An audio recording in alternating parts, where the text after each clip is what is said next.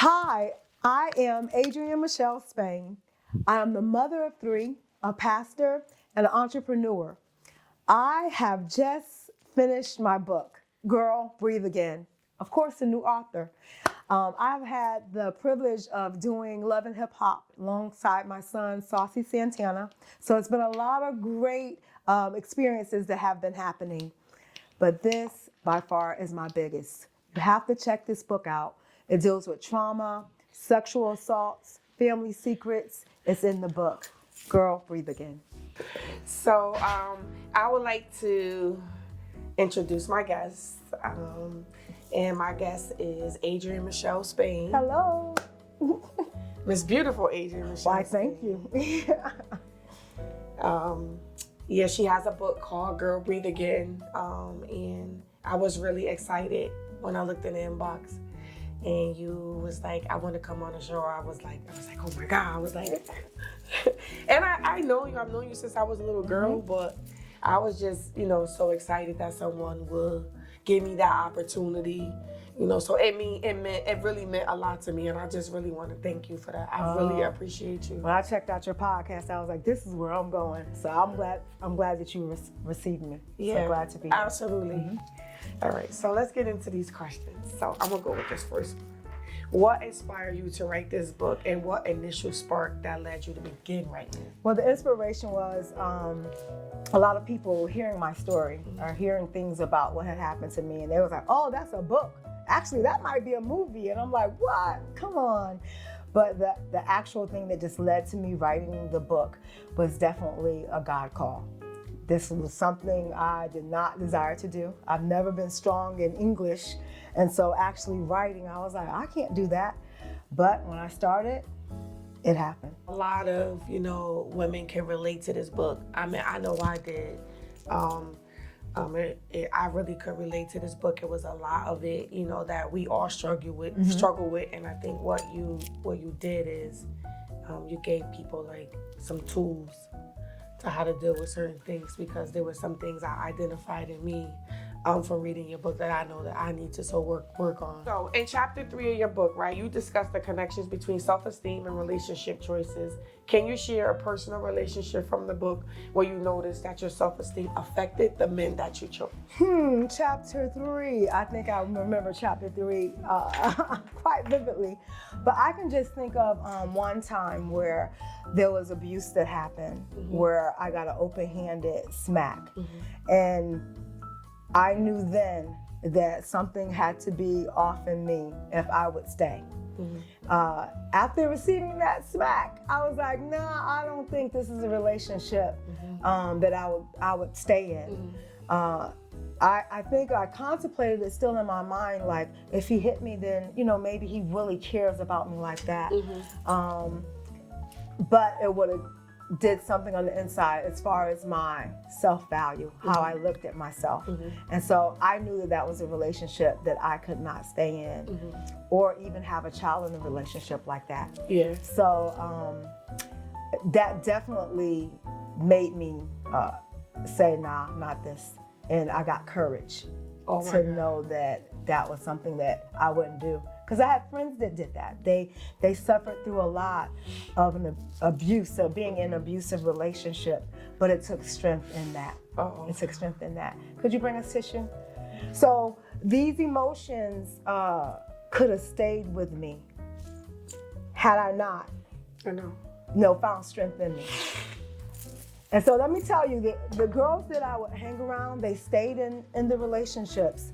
And so I don't know, even though the red flags were there, they suffered at the hands of their lovers, like real, bad. But they didn't find the strength to leave. Some of them, when they did find the strength, they ended up moving to another city. They moved to other states because they had to get away from it. Yeah. But they had to find it in themselves. Yeah, you do. That's why that was part of the book that I admired about you. That once it happened, it was just over. Some of us, including myself, I've been in some domestic violence. So that's why, I stayed. And that's because when you don't know your self-worth, you do exactly what you say. Oh, he loves me. This is why he's doing this. But that's not even the case. It's more of the case that you don't know your worth. Yeah. And that's a very hard thing to sometimes to have. When you don't know your worth and you don't know your value, at some point you stay. So that was like one of the biggest things that I admired about this book. Thank God. Thank God. And I'm hoping that women will find strength. And that's not even more to it, because it just took that one time for me. Yeah. And so everyone have different things that will make them react, or their light bulb will go off, if I'll say. That'll make something go off in the head, like, you know what, I can't do this one. Yeah. I can't do it. But each one of us are different. We have our own stories. We all have our own stories. We all have our own stories. Yep.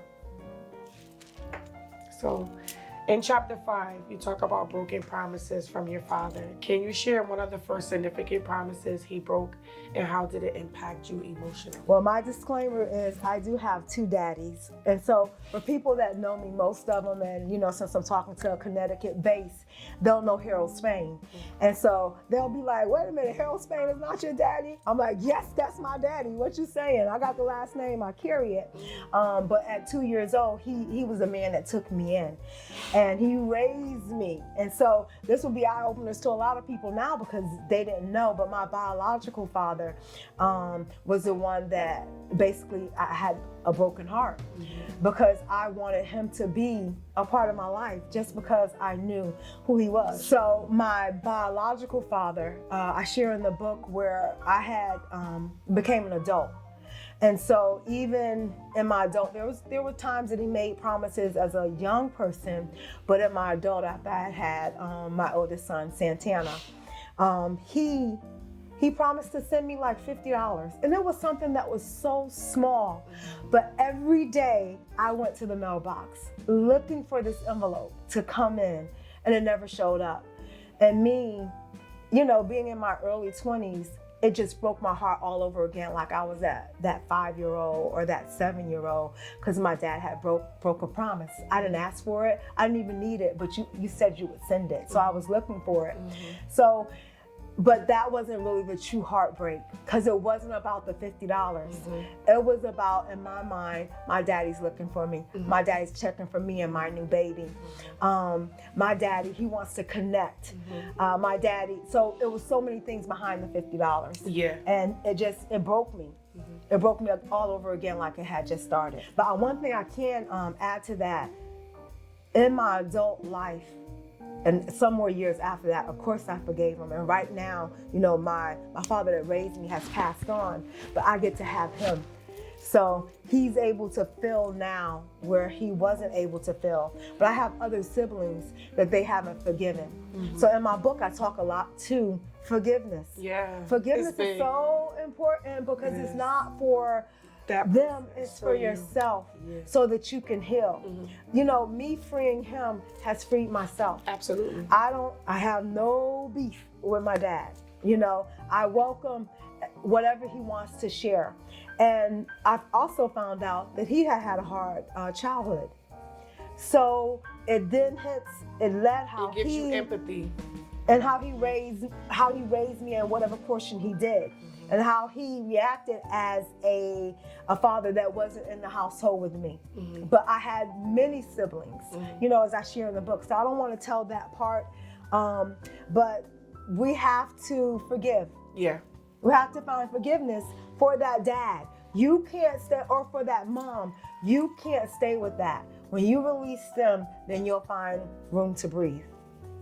And so it's so important. It might not happen overnight, but it will happen if you allow the healing to start, and you start to heal by forgiving. So yeah, I talk about mom and dad, and I think that, once again, we're talking to Bridgeport. So everyone that knew my dad, he was a community man, but he also was a workaholic. So you would think like, well, what? That's not a bad thing. Like, you didn't have any wants. You didn't have any, the lights were never off. But I wanted him. I wanted time. I wanted to be dropped off to school in the morning by him or maybe picked up. I wanted him to come and have lunch with me.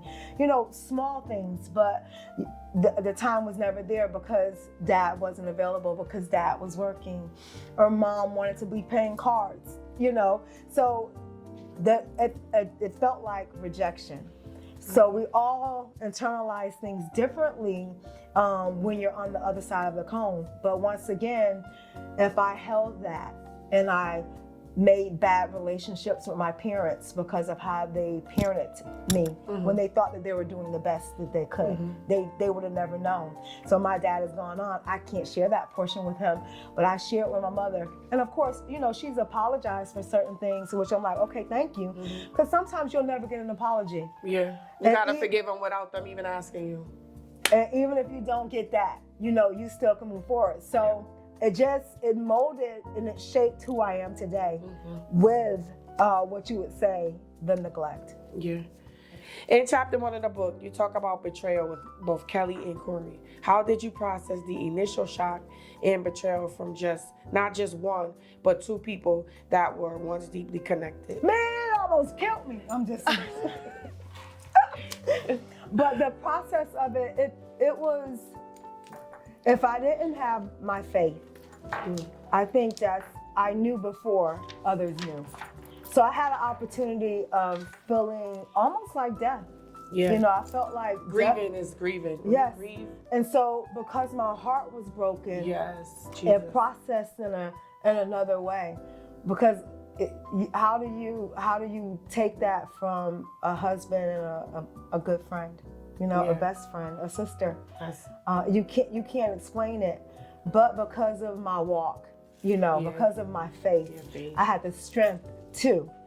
Because I had many other reactions from other people. They wouldn't have reacted the same way. Yeah. But I was able to come through it because of my faith. At the end of the day, it was faith that kept me. Yeah. In chapter 2 in the book, it's called Mellow. And you talk about the emotional and financial toll it took on you when you were in a relationship. Can you talk about how both parties, how frustrating it was for you as a mother, as a girlfriend, and how frustrating it was for him being in the prison? Well, I always say that I did a 5-year bid, and people be like, you was in jail for 5 years? I'm like, no, but I had a boyfriend, that was in jail, and just, having to still be the support system. Yeah. So you're already on the outside and you're trying to handle your bills and handle everything, but then on the inside, you're trying to make sure that they're okay, that they're well-rounded. Back then, we used to make sure the guys had a pair of fresh Jordans and that, that they had money on the books and that, they had, but then when you're home, you're trying to collect calls. The bills are coming and they're $400 and $500 a month. Then you got the ride to the place. I think it was called JB Gates, 2.5 hours there. Yep, the ride back. A baby. It was a lot. It was a lot. And then, if I'm not home for a phone call, I gotta be beefing or having conversations. So that was a toll. I not even imagine what, the fights or the little things that he was going through inside, the feelings that he was having inside. And so it just was a lot of pressure with dealing with a man, when you're in the world and then you're trying to also hold them down on the outside. It was a lot. It's frustrating on both parties. And I like the fact that you brought that up because some people will only see that as one-sided, but both parties are definitely frustrated. Yep. Yeah. For sure. The book definitely deals with trauma. It deals with sexual assault. It deals with divorce. It deals with childhood issues. Like you can find it in the book. I ain't saying it's the Bible, but you can find a lot of stuff in this book. And it will allow you to breathe again. I can't say that it's just a chick book. It's not for your 13-year-old, but it is for your high schooler if they have already begun to be grown. Because everyone can learn something from the book. You can find Girl Breathe Again on Amazon. Right now, we are the best new seller. So we're so excited about that and we want to stay there. You can go to Barnes & Noble, Book Million, they can get the book. There's all platforms. But if you find me at Adrienne Michelle Speaks with an S.com, there you can go in and buy the book. Also, you can go to my other platform, AdrienneSpain.com, and you can also find information on where to get the book from. Yep. And I got my book signed. So you better get yours.